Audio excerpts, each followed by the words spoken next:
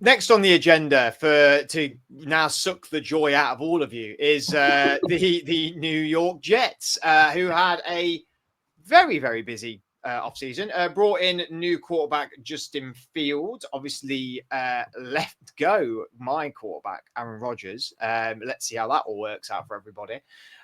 So, yeah, we did a bit of a QB swap, and we meet each other week 1, which should be fun. They brought in Brandon Stevens, Andre Cisco, Josh Reynolds, Derek Nady, Jamin Davis, Chuku Okorafor.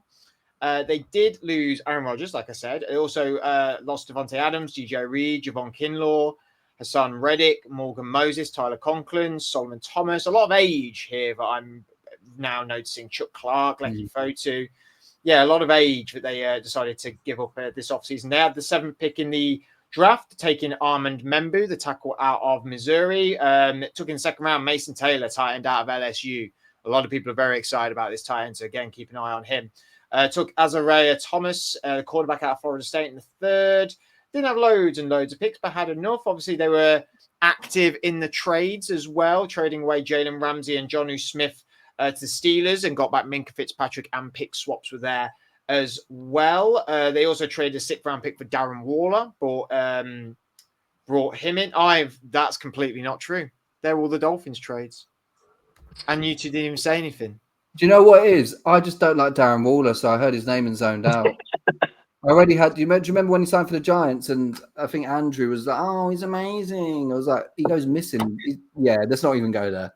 I have completely copy and pasted my. This is what you have when you actually have to do your own notes for a podcast and you don't have people doing them for you, just to say stars of every other podcast that's famous. So we're allowed to make mistakes over here, man. That's why we have the most fun. Anyway, let's go back to the fun Jets. I'm happy to start. It feels like the experiment is continuing in New York, doesn't it? They also have a new head coach, which I failed to mention as well, in Aaron Glenn, former defensive coordinator of the Detroit Lions. Good hire. What'd you say? Good hire. Good hire. I thought you went good guy. Like you had went regularly for beers with him. Good guy. Great guy. Just texting him now what he wants for the Chinese. Sorry? Just texting him to ask what he wants for the Chinese for when I get my What do you reckon his Chinese order is? Sweet and sour. I don't know why. Sour, he's got a bit of that about him, isn't he? Like he's got the charm of the media, but like in the locker room, if you don't do what he says, he's going to be sour with you. Adam's gone. I have nothing to say. It is a good hire though. It feels like the best head coach in terms of like personality they've had since. And this guy did divide opinions, but like when Rex Ryan was there. You need someone who can control the New York media and, play out. And the point you made, Fred, about letting the age go. I know the Jets are obviously like a big enigma and people don't know where to place them. But when I was obviously going through, they have like 3 of the most talented players in the entire division. Like Garrett Wilson, Sauce Gardner, and Quinnen Williams. Even Breece Hall, like people seem to be done on him already. He only just turned 24. So if they can get this right, dare I say it, for any Jets fans, and this is as a rival fan as well, like they could be putting some decent building blocks in place. And I don't think any coach in the recent history of the Jets has had it in them to go, we're going to go for a bold rebuild here with youth and actually tackle a new direction. They just sort of like, go with whatever the media wants. And I hope it works out for Justin Fields. It'll be nice to see the old Ohio State connection back with Wilson. I think he's talented. I've always spoke highly of Justin Fields, and let's see what happens for him there. But my only concern for them is that 5 of their last 8 games are on the road. Not that I'm saying they've got playoff ambitions. I just mean as in if they even did surprise people, they've got a bit of a tough stretch at the end. Tough stretch. Sky's right, Adam. I've got the roster up here, and there's talent all over it. Like there really is. Justin Fields, Breece Hall, Mason Taylor, Braylon Allen. I even like as a backup running back. Isaiah Davis isn't too bad either as a third choice. Elijah Vera Tucker, Olu Fashanu. We didn't really see much of him last year, unfortunately, because he was injured. Right? Am I getting that? I'm getting that right, aren't I? Yeah. There was 2. There was our guy as well who had the I know what I'm thinking in my brain. I'm just going to leave it in there. It doesn't matter. When you said Fashanu, I started thinking of John Fashanu. Fashanu. You gone back to the Gladiators, have you? Is that where you're going with it? I was like, what's he doing in the Jets? John Fashanu at the Jets, imagine. But it goes on. Garrett Wilson, Will McDonald, Quinnen Williams, Jermaine Johnson, Quincy Williams, Jamin Sherwood, Sauce Gardner, Andre Sisco's pretty good bringing. I think Michael Carter, the cornerback's not bad either. Yeah. Like, they've strengthened it, bringing Derek Natty. He's an experienced guy around. Jamin Davis is pretty experienced as well. Like, why are people out on them? Because no one cares. But why do you think no one cares? Because they've got polarizing characters and players. It's the Jets.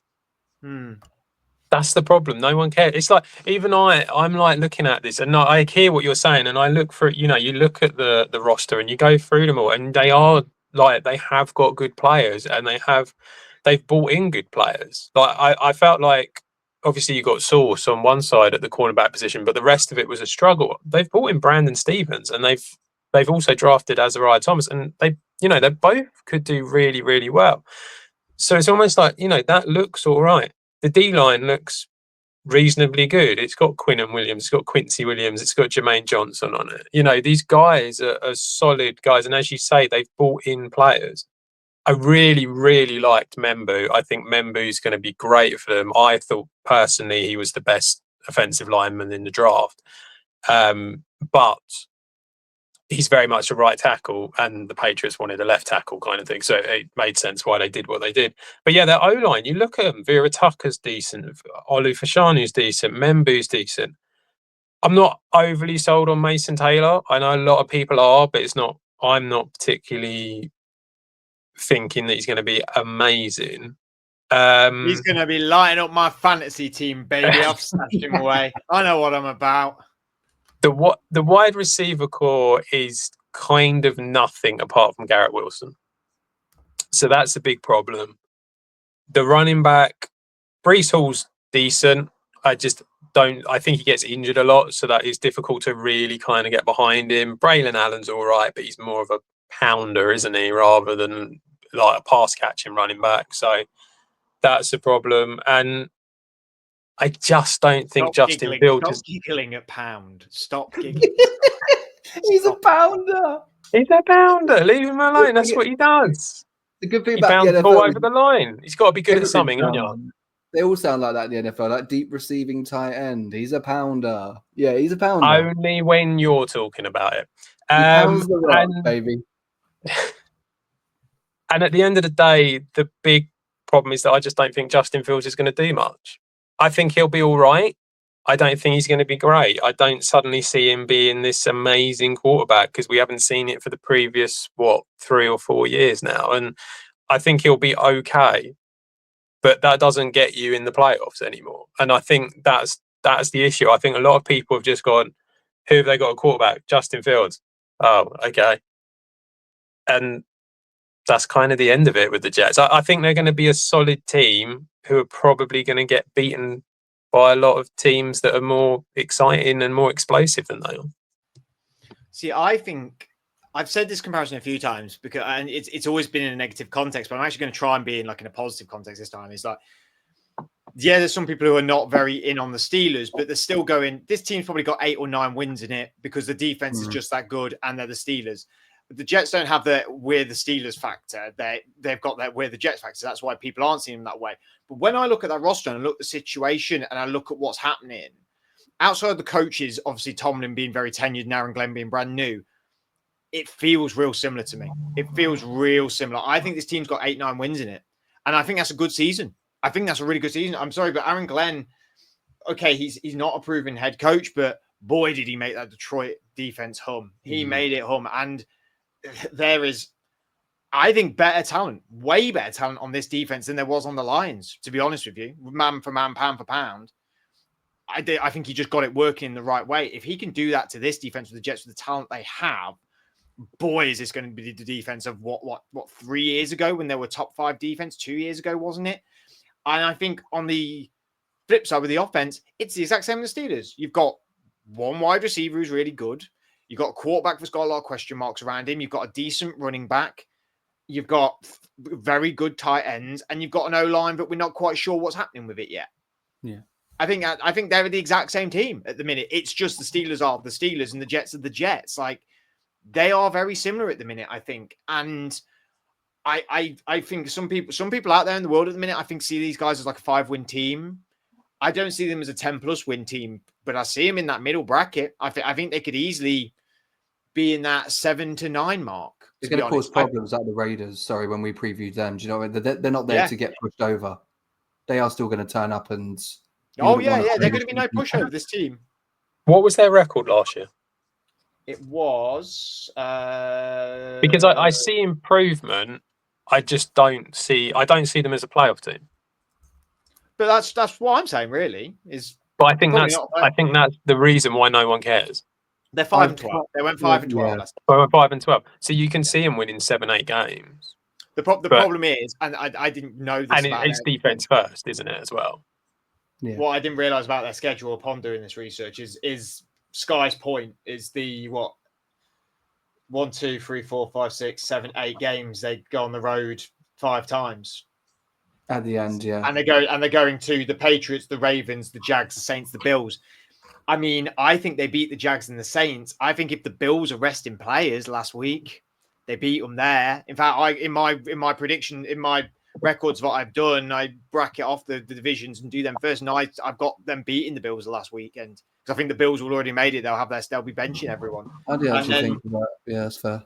And then at the Ravens, that's a loss at the Ravens for me. At the Patriots, I think that's a toss-up, to be honest. So, yeah, all right, you have got. And then at home, they're hosting the Falcons, the Dolphins, and the Patriots again. So, yeah, all right, they're away 5 times, but winnable games. That last 8.